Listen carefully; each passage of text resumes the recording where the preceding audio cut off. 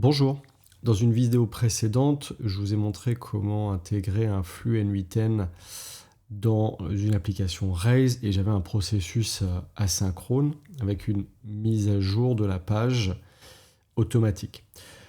Je ne me suis pas appesanti sur l'implémentation dans la précédente vidéo, donc je voulais le faire aujourd'hui. Je vais donc vous parler de Solid Cable avec SQLite dans une application Rails et toujours hébergé sur une instance de Coolify.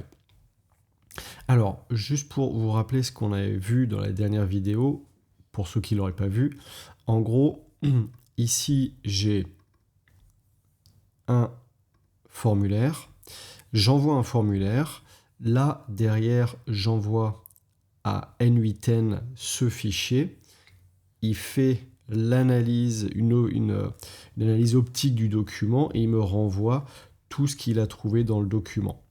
Ce flux, il est ici. Donc, dans le formulaire, j'ai envoyé par webhook mon fichier. Il y a eu tout ce process et N8N renvoie le résultat à mon application.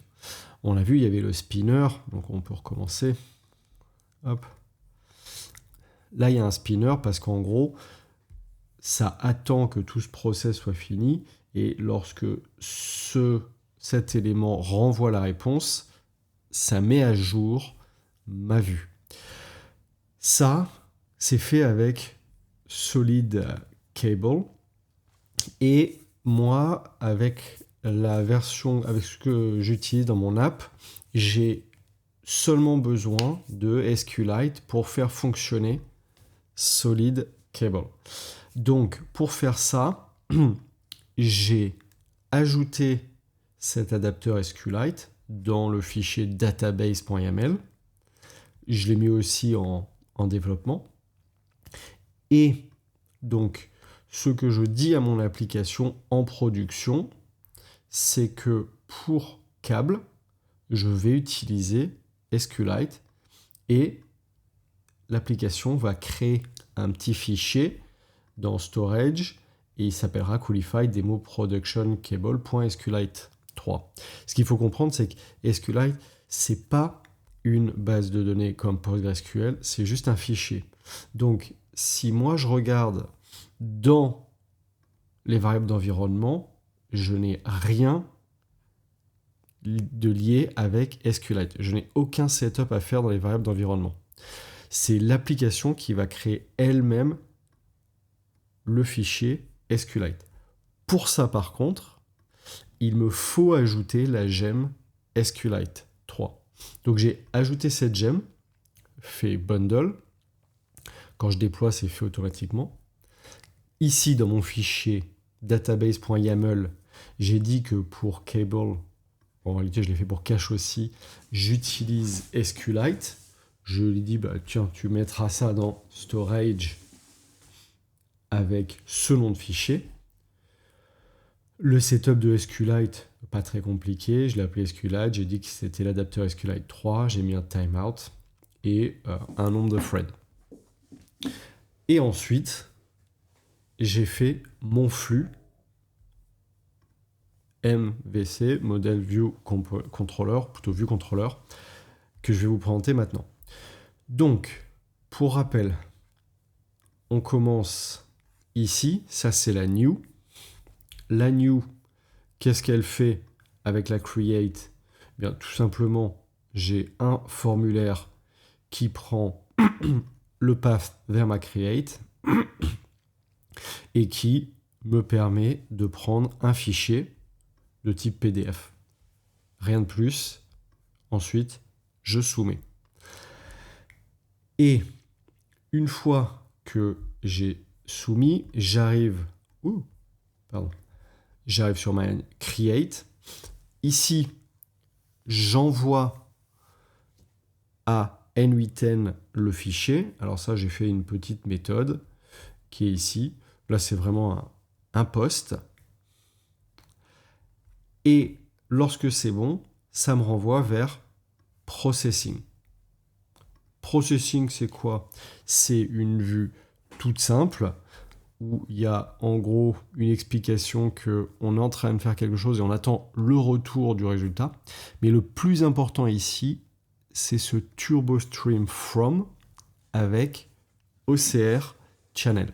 Ça, qu'est-ce que ça veut dire? Ça veut dire que ma vue ici est connectée à un channel, à une stream qui s'appelle OCR Channel, et donc elle écoute, elle est en train d'écouter pour des nouvelles, un ping sur ce channel OCR Channel.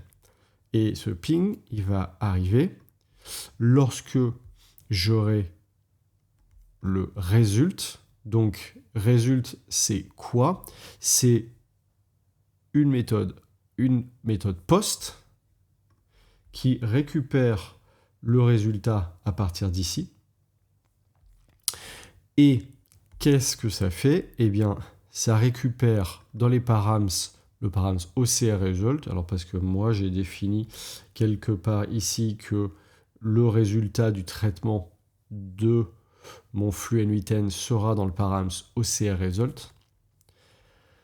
Je le récupère et je vais faire un Turbo Stream Channel, Broadcast et Replace. Et en gros, ce que je dis, c'est tu vas trouver ce channel. Donc, encore une fois, ça je peux le fermer. On se trouve ici.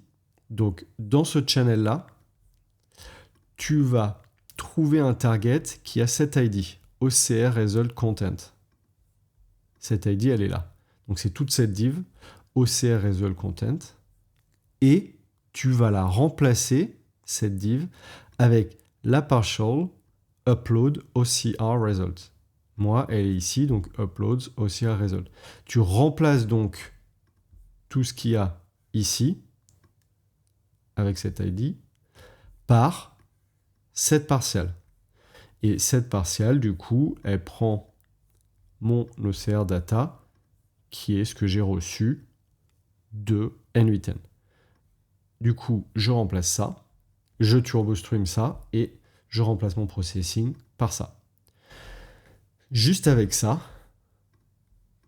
j'ai donc ce système où, paf, la new, j'arrive sur processing, c'est en attente. Ici, il y a une ID et ça écoute sur le channel, OCR channel. J'ai reçu le résultat de N8N, je remplace et c'est bon. Et encore une fois, ça vient tout seul avec Rails 8 pour la production, parce que là je suis vraiment en production. Il vous suffit juste de faire ce setup de base de données et d'ajouter la gemme SQLite. J'espère que ça vous a plu. Continuez à me suivre sur Cocoricodo et à bientôt.